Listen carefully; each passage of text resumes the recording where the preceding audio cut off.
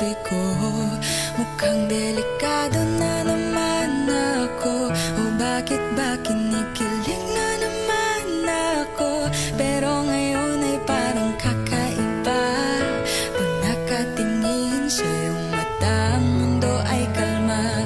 Ngayong nandyan ka na, di mamamadali. Ikaw lang ang katabi hanggang sa ang buhok ay pumuti.